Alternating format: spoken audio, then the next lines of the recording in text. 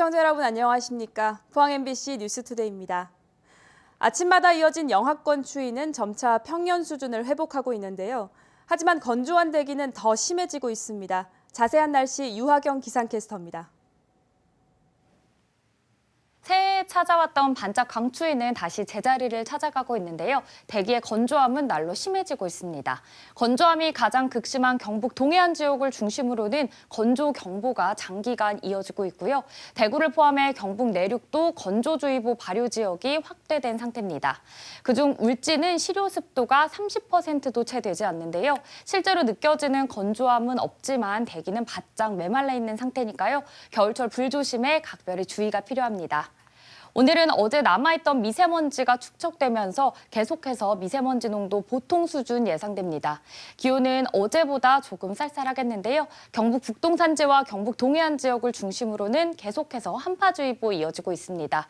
오늘 아침 대구 영하 4도, 안동 영하 8도, 김천 영하 11도, 포항은 0.1도로 어제보다 1도에서 2도가량 낮습니다.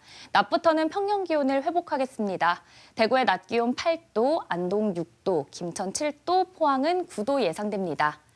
내일 밤부터 흐려져 비나 눈이 내리겠고요. 토요일에 비 또는 눈이 그치고 난 뒤부터는 평년 수준의 기온을 회복할 전망입니다. 날씨였습니다. 포항의 한 저수지 물을 농업용수로 된 벼가 고사하는 피해가 발생했습니다. 수확한 벼에서는 기준치를 수십 배 초과한 중금속이 검출되기도 했는데요. 저수지 상류의 한 업체에서 성분을 알 수 없는 폐수를 방류했다는 동영상이 공개돼 벼농사 피해 원인이 밝혀질지 관심입니다. 배현정 기자가 보도합니다. 지난해 10월 포항시 흥해읍 덕장리 논입니다. 수확철인데 벼가 모두 쓰러져 있습니다. 나다를 까보니 쭉정이뿐입니다. 이거 1,300원 하는데 이거는 한 800원 정도밖에 못 받아요. 이거 가져가는 것만 해도 고마운 거라. 이거는 어디 내 먹지를 뭐해. 당시 농민들은 원인을 알지 못해 속을 태웠습니다. 그런데 최근 태평저수지 위쪽에 있는 한 업체에서 정체를 알 수 없는 폐수를 저수조에 쏟아붓는 내부 관계자의 동영상이 공개됐습니다. 탱크로리 차량이 저수조에 정체 불명의 물을 쏟아붓고 저수조에 연결된 펌프를 통해 아래쪽 저수지로 흘러간 것으로 추정됩니다. 탱크차에다가 싣고 와서 거기에 이걸 받아요. 펌프를 이용해가지고 농수로에 그냥 방류를 하는 거지. 암모니아잖아요. 그런 게 팍 이렇게 나면서 아주 그 역겨운 냄새. 내부 제보자에 따르면 지난 2021년도 5월부터 지난해 9월까지 이 업체의 무단 배출은 1년 넘게 지속됐습니다. 일주일에 많을 때는 최대 4대 정도 들어왔고 일주일에 뭐 최하 100톤 이상입니다. 태평 저수지에서는 발암물질인 카드뮴이 7개월간 검출됐는데 먹는 물 기준치를 3배나 초과했습니다. 벼에서도 공유 기준치의 40배가 넘는 카드뮴이 나왔고 공유 기준치의 20배를 초과한 납도 검출됐습니다. pH하고 카드뮴하고 종기수가 기준치를 많이 초과했더라고요. 그 산업체가 많거든요. 그 산업체에서 어떤 폐기물이 아니면은 폐수가 흘러 들어와 가지고 그 우리 저수지로 오염시키지 않았나 그렇게 저희들은 추정을 하고 있고요. 의혹이 제기된 업체는 폐수를 방류한 사실이 없고 저수조에는 분진을 없애기 위해 물을 저장했을 뿐이라고 밝혔습니다. 한국농어촌공사 조사 결과 저수지 물을 끌어다 쓰는 농경지만 13만 3천 제곱미터, 축구장 20개 면적의 농지가 카드뮴에 오염된 것으로 추정됩니다. MBC 뉴스 배현정입니다. 경상북도는 지역 신산업 분야 중소기업이 고졸 청년을 채용하면 최대 2년간 월 인건비 160만 원을 지원하는 사업을 추진합니다. 인공지능과 빅데이터, 바이오, 미래자동차 등 신기술, 신산업 분야 중소기업을 대상으로 오는 15일까지 사업 참여 기업을 모집합니다. 이 사업을 통해 채용된 39살 이하 고졸 청년은 직무 역량 강화 교육과 복리후생비 등을 지원받을 수 있고 사업기간 2년 후 정규직으로 취업하면 1년간 최대 1,000만 원의 인센티브가 지급됩니다. 개묘년 새해를 맞아 포항 MBC는 경북 동해안 지자체의 올 한해 역점 사업을 연속해서 소개해드리고 있습니다. 오늘은 인구 감소로 소멸 위기에 놓여 있는 영덕, 울진, 울릉군의 지역경제 활성화 사업이 어떻게 계획되고 있는지 알아보겠습니다. 김영일 기자입니다. 만드는데 지난해 대형 산불로 큰 피해를 겪은 울진군은 침체된 지역 경제 활성화를 위해 고용률 70% 달성을 최우선 과제로 제시했습니다. 이를 위해 신한울 3, 4호기의 조속환 공사와 함께 주요 SOC 사업과 원자력 수소 국가산업단지 유치에 힘을 쏟고 있습니다. 우선 신한울 3, 4호기가 재개는 하는데 그 재개를 가능하면은 빨리 하고 그다음에 울진군 경제에 도움이 될 수 있도록 거기에 덧붙여서 앞으로의 한수원과 같은 이런 큰 기업체 유치를 해야 돼요. 또 울진 관광 천만 시대를 목표로 사계절 이용 가능한 오션 리조트와 왕피천 국가정원 조성 사업도 적극 추진할 계획입니다.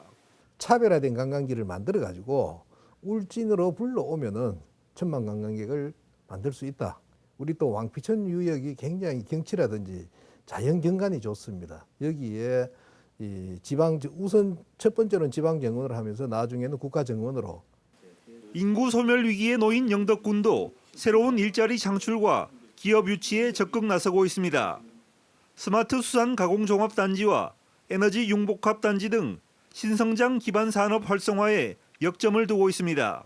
우량한 기업이 우리 영덕에 올 수 있도록 우리 지역을 찾아올 수 있도록 여건을 조성해서 앞으로 그 기업 유치와 또 이 청년 인구 유입으로 우리 지역 인구도 늘리고 지역 경기 활성화를 할 그런 계획입니다. 특히 지난해도 100만 명의 관광객이 찾은 영덕 블루로드에 구간별로 테마를 정해 전국 최고의 둘레길 명소로 만들 계획입니다. 테마별로 코스별로 황토길이라든가 야간 산행, 그다음 시임터, 그다음 지암로 등 구간을 조성해서 관광객들이 도시민들이 여기 와서 힐링할 수 있도록. 올해 역대 최대 규모로 2천억 원이 넘는 예산을 확보한 울릉군은 울릉공항 건설과 울릉항 여객부두 연장, 남양지구 연안정비 사업 등 29개 국비 확보 사업을 적극 추진해 나갈 예정입니다. 울릉도를 명실상부한 국제관광 도시의 거점으로 육성할 수 있도록 만전을 기하겠습니다. 또 울릉군은 친환경 생태관광섬 조성과 함께 관광 레저 분야의 대규모 투자 유치를 통해 100만 관광객 시대를 앞당기겠다고 밝혔습니다. MBC 뉴스 김형일입니다. 경상북도는 저출산 소멸 위기를 극복하고 지방시대를 주도할 정책혁신 과제 발굴을 위해서 태스크포스를 구성했습니다. 실국별로 지방고등교육 혁신, 전기요금 차등제, 외국인 광역비자, 완전보육 외로움 대책, 발달장애인 토탈케어 등 15개 부문에서 과제를 구체화하고 있습니다. 특히 아이를 낳으면 3개월간 집에 도우미를 파견해 육아를 도와주고 유치원까지 무상, 완전 돌봄을 구상하고 있습니다. 도는 조만간 과제를 추가로 발굴하고 최종 추진 사업을 확정할 예정입니다. 코로나19 겨울철 유행이 새해에도 계속되고 있습니다. 정부는 지난해 겨울이 시작되는 시점부터 변이 바이러스에 대응할 수 있는 코로나19 2가 백신 접종을 계속해서 독려하고 있는데요. 동절기 집중 접종 기간까지 한 차례 연장했지만 전국에서 대구의 접종률은 가장 낮습니다. 김은혜 기자입니다. 대구 동구보건소입니다. 코로나19 백신 접종을 위해 찾아온 주민들이 문진표를 작성하고 예진을 받은 뒤 주사를 맞습니다. 젊은 사람도 간간이 있지만 대부분은 코로나19 유행을 우려해 접종하러 온 고령의 어르신들입니다. 해외 나가려고요. 2차까지 해야 된다고 해가지고 코바백스 맞았어요. 근데 이상이 없어서 맞으려고. 안 맞으면 너무 뭔가 불안해갖고 맞으러 왔습니다. 약 없이. 코로나 안 걸렸으면 더 온다 하는 소리가 들어갖고 괜히 찝찝더라고. 대구에서 코로나19 확진자는 검사가 줄어드는 월요일을 제외하고 최근 한 달간 매일 2, 3천 명대 발생이 이어지고 있습니다. 확연한 증가세는 없지만 마찬가지로 눈에 띄는 감소세도 보이지 않습니다. 전국적인 추이도 비슷한 상황, 하지만 고령층 감염이 많아 위중증 환자 수는 600명대로 8개월 만에 가장 많습니다. 하지만 오미크론과 변이 바이러스에 대응하는 이가 계량 백신을 접종하는 사람은 많지 않습니다. 현재 대구의 60세 이상 고령층 접종률은 26.5%로 전국에서 가장 낮습니다. 65세 이상 인플루엔자 백신 접종률은 80%를 넘었지만 대구를 비롯해 전국에서 코로나19 백신 접종률이 인플루엔자의 절반이 되지 않는 점도 지적이 되고 있습니다. 독감과 코로나19가 잘 걸리는 고위험군은 차이가 없습니다. 독감보다는 이 코로나19가 훨씬 더 아픕니다. 알아보면 훨씬 더 아프고 증상도 오래가고 후유증도 남고 치명률도 아직까지는 더 높습니다. 최근 중국발 변이 유입이 본격화되고 있고 겨울철 특성상 감염 우려가 여전히 높은 만큼 방역 당국은 백신 접종을 서둘러 줄 것을 부탁하고 있습니다. 다 오미크론 계통의 변이거든요. 그래서 지금 이 예방 접종을 이제 우리가 반은 오미크론을 이제 놔주지만은 이제 반은 이제 따라가고 있는 거예요. 지금 주어진 모더나나 파이자의 1, 2, 4, 5, BA 1, 2, 4, 5 이런 백신을 맞게 되면은 현재로서는 가장 효과 있다 그렇게 생각되고요. 전국에서 백신 접종률이 가장 낮다는 방역 당국의 메시지를 전달받은 대구시는 다음 주부터 라디오 등 매체를 통한 홍보를 강화하고 의료진들을 통해 백신 접종을 적극 독려하겠다고 밝혔습니다. MBC 뉴스 김은혜입니다. 울진군 보건소가 올해 의료 취약 지역 주민들을 위해서 포항의료원과 공동으로 찾아가는 행복병원을 운영합니다. 울진군 북면과 금강송면, 기성면 등 5개 읍면 7개 마을 주민들을 대상으로 엑스레이 촬영, 혈액검사와 함께 뇌졸중 자가진단 교육 등 보건교육 서비스도 제공합니다. 주민들의 1차 검사 결과에 따라 2차 진료도 실시하며 취약계층 의료 안정망 사업과 연계한 보건 서비스도 제공할 방침입니다. 대구시가 광역단체 최초로 대형마트 의무 휴업일 변경을 추진하면서 논란을 빚고 있는데요. 대형마트 의무 휴업일 변경은 기초자치단체 사무인데 그렇다면 각 구와 구는 어떤 입장인지 또 문제는 없는지 양관희 기자가 취재했습니다. 대형마트 의무 휴업일 변경은 대구시가 아닌 각 구군이 이해 당사자와 합의해 결정합니다. 각 구군에는 대형마트와 전통시장, 소상공인 등으로 구성된 유통업 상생 발전 협의회가 있어 여기서 합의가 도출돼야 합니다. 협의회는 11명 이내로 구성돼 있습니다. 지금 소상공인연합회 측에서 언론 보도 보니까 반대한다 하고 그래 좀 지켜보는 중입니다. 몇몇 구군은 다양한 의견을 듣기 위해 시간이 걸리더라도 협의회 위원을 늘리는 작업을 진행 중입니다. 유통산업발전법의 의무 휴업일 변경은 협의가 아닌 이해 당사자의 합의가 명시된 만큼 제대로 살펴보겠다는 겁니다. 또 예약여자가 워낙 폭이 넓어서 딱 여기서 한정짓기보다는 추가적으로 조금 더 위촉하는 거에 대해서 내부 검토 중입니다. 그래서 MBC 뉴스 소상공인 쓸 수도 있고요. 유통업상생발전협의회가 의무휴업일 변경의 첫 단추임에도 협의회 구성이 법령에 맞지 않은 것도 확인됐습니다. 특정 단체 의견이 과다하게 반영되지 않도록 한 시행 규칙에 따라 구 군청 공무원은 2명만 협의회에 들어갑니다. 그런데 대구 중구청에는 이를 어기고 공무원 3명이 협의회 위원입니다. 또 의무휴업 규제를 받지도 않는 백화점 2곳이 이해 당사자로 들어가 있습니다. 국장까지 들어가는 것은 법령을 위반한 것이라고 보이는 것이고요. 이 법 취지, 조례의 취지를 정면으로 위배하는 것이라고 볼 수 있겠습니다. 대구 중구청은 협의회를 올해 개최하지 않아 미비했다며 이번에 정비하겠다고 밝혔습니다. 시에서는 지금 1월 말로 시간을 정해가지고 대표직이 좀 될 수 있도록 그 준비를 좀 할 예정입니다. 의무휴업일 평일 변경은 대형마트 주변 중소유통업자와 전통시장, 소상공인에게 미치는 영향이 큽니다. 유통업상생발전협의회 구성부터 제대로 해야 한다는 지적과 대구시 가이드라인과 무관하게 내실 있는 논의가 이루어져야 한다는 조언이 나오는 이유입니다. MBC 뉴스 양관입니다. 지난 추석에 이어 이번 설 명절 연휴 기간에도 고속도로 통행료가 면제됩니다. 통행료 면제 기간은 오는 21일 토요일 0시부터 대체 공휴일인 24일 화요일 자정까지입니다. 명절 고속도로 통행료 면제는 코로나 사태로 2020년 중단됐다 지난해 추석에 재개됐습니다. 거리두기가 해제되고 통행료가 면제된 지난 추석의 고속도로 통행량은 이전보다 18% 증가했습니다. 경주시 농업기술센터가 올해 시범사업 참여자를 다음 달 3일까지 모집합니다.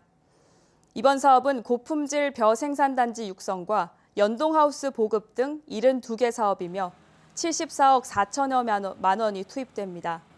사업 신청은 농업기술센터와 읍면 농업인 상담소를 통해 할 수 있고 대상자 선정은 사업계획 타당성 검토와 산학협동심의회를 거쳐 최종 확정됩니다.